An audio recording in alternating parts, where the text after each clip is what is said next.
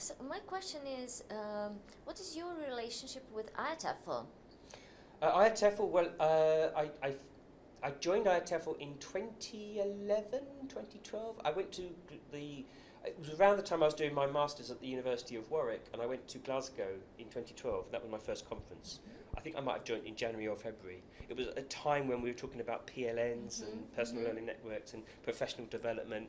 And I was, I'd been a language teacher before, and I'd got my CELTA, but I was now suddenly meeting the people that I'd been reading the books of, people like Jim Scrivener, other, Scott Thornbury, people, the big names, and like, oh, hello, it's you, and oh my goodness, and I've read your books, and I had to do my, when I was trained to do my CELTA, and meeting people, and just my mind blown by actually these people are real people, they're human beings, and they're not just dry and academic and on the page, and I joined originally the Learner Autonomy SIG, and I went to their PCE, and I also joined the Learning Technologies SIG, but I didn't really get involved in that SIG, the Learning Technologies one, until a bit later on.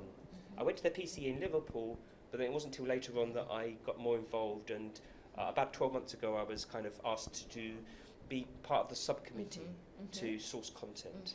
And at the moment just recently I got elected to the position of the newsletter editor, and the SIG are currently looking for new members because we're having a bit of a change at the moment, and so we're looking for not only new committee members or subcommittee members to take, but people to write for our blog as well, so yeah. Yeah, what do you think that people can get from a SIG? Well, there's lots of member benefits, obviously, from being part of the Learning Technologies SIG. We have a blog, we have a regular newsletter, we have an expanding members area, which we're working on. We have scholarships and travel grants that we offer to members. And above all else, I think I've seen it for myself, when you are part of a group of people, you are then suddenly introduced to many more people, you get so many more opportunities. I mean, I've been to Malta recently, I've been to Barcelona, all as part of the SIG, and even at conference here, it's such a benefit. It's not always financially rewarding, but I think you do it because it's the exposure, the benefit, the positive exposure that you get from being part of the SIG. Growing the network. Yeah, and then you get if you're lucky enough, you get invited to speak. Of course. On your topic. Yes. Is there anything else that you would like to share with us today? No, not really. I'm enjoying this conference. It's lovely that the sun has finally come out. Yes. So I think I'm going to go to the beach this afternoon.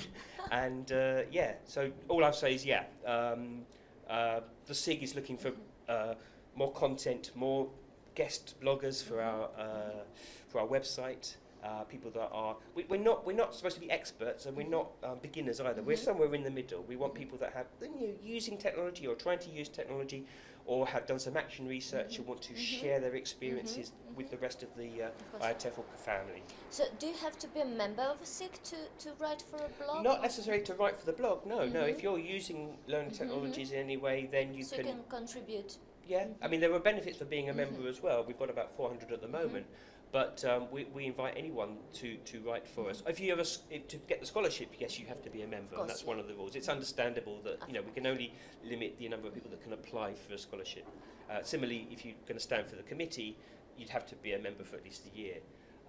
But no, we are interested in anyone who's got something to say about learning technologies, and we will help proofread, edit. I know because I'll be involved in it.